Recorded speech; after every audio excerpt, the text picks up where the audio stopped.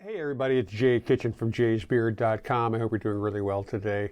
We're doing a review of something from the House of Tower perfumes. This is something called Incense Extreme. Now, some of the reviews or commentary about it has it as 05 Incense Extreme, and that may be a part of the branding. I'm not really sure. They're changing their bottling from what I understand. So what I have is an image of the old bottle and the new bottle. Check it out, and in the meantime, please subscribe and smash that thumbs up button and subscribe.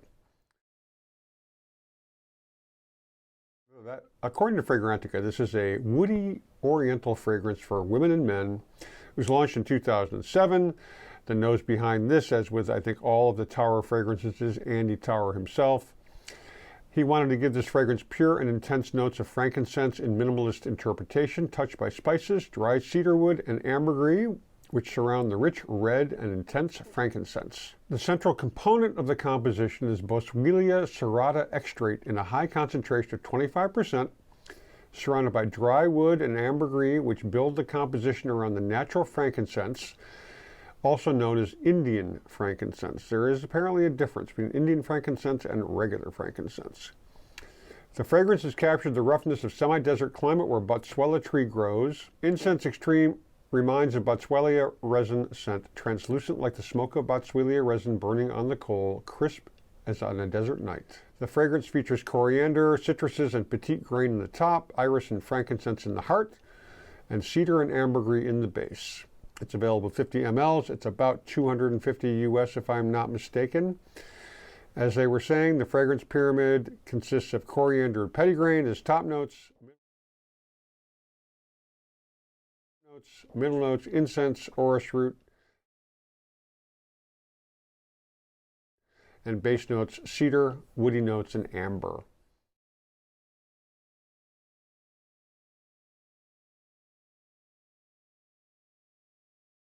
The main accords, as noted on Fragrantica, are woody, amber, smoky, aromatic, balsamic, iris, powdery, warm, spicy, soft, spicy.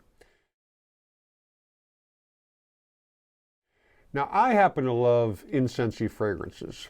I really have a thing for them, and I'm always kind of searching for a holy grail. So I saw this on ScentSplit, and I'm like, well, let me get a small decant of this and check it out. The reviews of it are wonderful, really, really wonderful.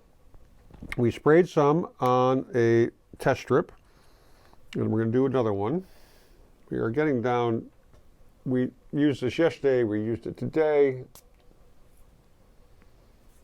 I mean, it's got that real fresh, incensey, clean smell. Let me spray some on myself. Ooh, let that alcohol burn off. This is it's a really nice scent. It fades too quickly on my skin. Honestly, it's not intensey enough. A lot of people really do not like this, but a lot of people really, really love it. And this is the kind of fragrance that you really have to check out for yourself, because if you don't, you're going to get lost. There's so many different interpretations of this. I mean, someone says on Fragrantica, the desert meets the forest. Incense Extreme is resinous but not smoky and embraces subtle floral notes in the dry down. Presents a perfect balance of spicy and sweet elements.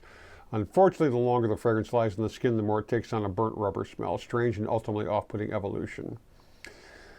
Beautiful, abstract, odd, ambiguous, minimal, cold, and clear. I mean, it's all over the place. I mean, it's very nice.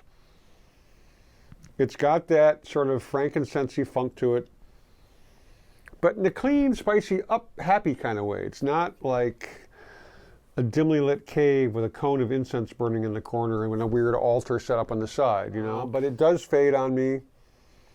That's my skin. I've tried the Oud from this house, and that shit lasts for hours and hours and hours with like 2 sprays. This, not so much. Now, maybe I'm nose blind to it, but I don't think so. I just don't really pick it up after a couple hours. It's sort of gone. I mean, it stays on my skin for a good 6 to 7 hours, but it fades every hour. It gets less and less potent or powerful. It's very nice, and I really look forward to trying more fragrances from this house. I just ordered the Discovery set, and I'll probably order another one after that because I'm sort of intrigued, you know, getting into this hobby. There's so many big brands and designer things and so-called niche fragrances, which, you know, are mass marketed. This guy, Andy Tower, is really kind of that mad scientist perfumer. He does this all himself pretty much, from what I understand. So I'm not hating on him. This is very nice. It just doesn't work for me. The L'Oud, which is very different in terms of profile, I really like, and that's got some serious legs on it. But we're going to go through as many fragrances from this house as we can over the next several months and let you know what we think. If you like the review, leave us a thumbs up, subscribe, put comments down below. Let's get engaged a little bit. Let me know what you think of the lid. This is, like I said, it's a very nice fragrance, and I'm sure it would really work very well for a lot of people. I've been spoiled by the Incense Rory from Amouage, which is a super intense frankincense kind of note. And now this supposedly is different. This is what they call the Indian frankincense. It's not as intense. It's nice, but again, it really kind of disappears for me and on my skin. So I wouldn't buy it, but I'm not saying you shouldn't. Get a decant, check it out. Check out their discovery sets. Go to their website. They've got a number of different things, and they're very reasonably priced. Thank you so much for watching. Leave comments below.